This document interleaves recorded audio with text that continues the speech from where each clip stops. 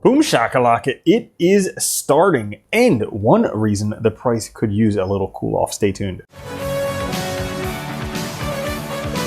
What's up everyone, Randall here from Crypto Love. Today's video, a lot of very interesting charts for Bitcoin and cryptocurrencies, including, yes, it is starting. We are about to get frothy, my friends. And one reason a cool off may be helpful, but you know, it's up to the market and everybody else out there. Before we get into it, guys, like the video, helps out so much. Join us on Twitter at @TheCryptoLove, and of course, subscribe to the channel if you haven't. Now, today, Fear and Greed at 88, jumping up dramatically since yesterday at 81. Still an extreme greed for the past month. Wow, the overall market up about 1% today. Bitcoin is 73,159, Ethereum at 39.85, BNB at 612, Solana 173, XRP 69 cents. Hey, go XRP. Cardano 80 cents, Dogecoin 18 cents, and Avalanche $57. And Bitcoin continuing on this very steep trajectory. Someone could potentially call this all up territory, but you know, maybe it's a bit premature. I mean, look at that slope. That would be the mathematical term for it. Now, what are the reasons for this? Well, another huge, whopping day from BlackRock. As a matter of fact, 2 in a row, 7,000 Bitcoin yesterday, 11,000 Bitcoin today, for a net inflow of 14.6 thousand Bitcoin in a day. That's freaking huge. Do you have any idea? That's like 3 million Bitcoin in a year, which is well more Bitcoin than is actually available on exchanges, meaning they're going to have a hard time getting that coming up pretty soon, which could maybe push the price up.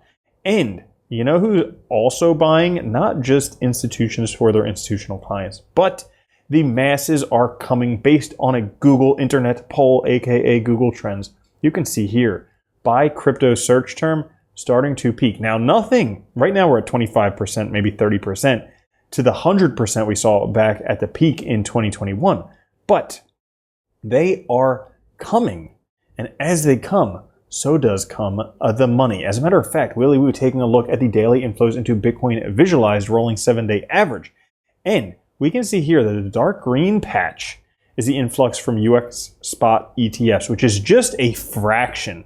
The ETFs are just getting started. Institutions and wealth management platforms will take a couple of months to complete due diligence before proper allocation begins, which means that this cycle could get out of this freaking world. I'm not hearing everybody talking about it on the street just yet, but it could happen any day now. This chart here shows us that we are still just getting started. Now, this is the on-chain confluence of a bunch of different signals, 12 multiple reserve risk, SOPR, MVRV, whole bunch of different things. But historically, at tops, we had a bunch of these orange lines when the indicators confluenced. Well, right now we're not seeing that confluence just yet, meaning that we were nowhere near the top. This is going to be a wild ride. Bitcoin right now breaking through the red line of the golden ratio multiplier. This is similar to when Bitcoin was roughly breaking previous all-time highs of the last cycle. So we could have very, very serious rallies coming. And as happens with Bitcoin, so happens with altcoins. I think we're about to see a massive altcoin alt season like we've never seen before. Bitcoin recently breaking all-time high. Altcoins have not yet broken their previous all-time high.